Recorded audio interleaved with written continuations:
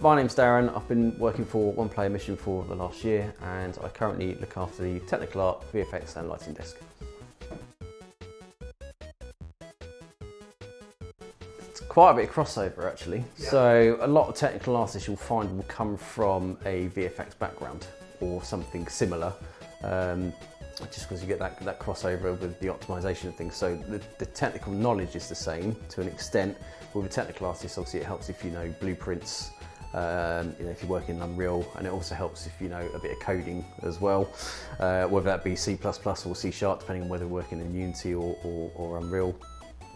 But otherwise, a lot of it's very similar, because to be a technical artist, you need that artistic background.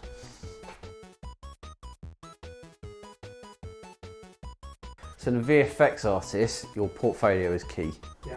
That is what sells you, so keep it up to date. Even if you've got work that's under NDA, if you've got private work that you can show, or like work that you've done at home, if you've got licenses, then it's worth keeping your portfolio up to date with those as well, just because it shows off your technical capabilities. And if you can't explain the game you're working on at the moment, at least they know you've been doing something and your portfolio is not 3 or 4 years out of date.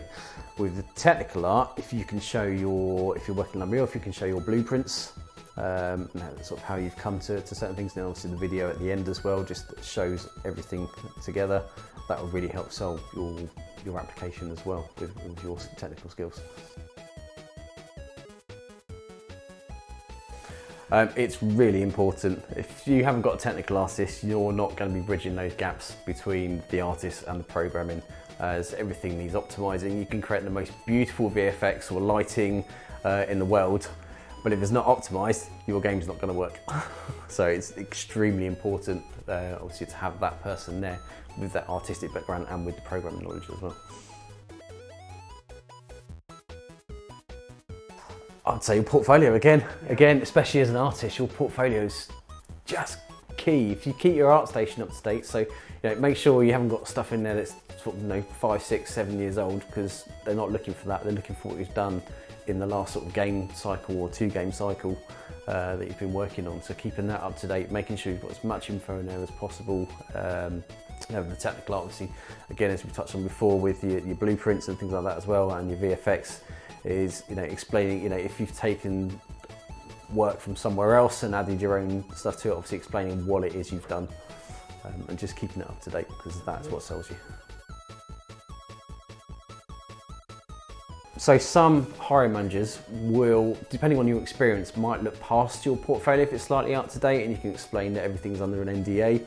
But it all depends on your experience on that front and what sort of level you're at. If you're a lead VFX artist or a lead technical artist, your experience is going to be key, because you should be able to do all the basics anyway. So, whereas if you're mid-level, your portfolio is the one that's going to sell you, and if your portfolio is up to date, that could stop you getting an interview if it's out of date, or you might end up having to do an art test potentially as well, which, let's be honest, most people want to avoid that because it is quite time consuming.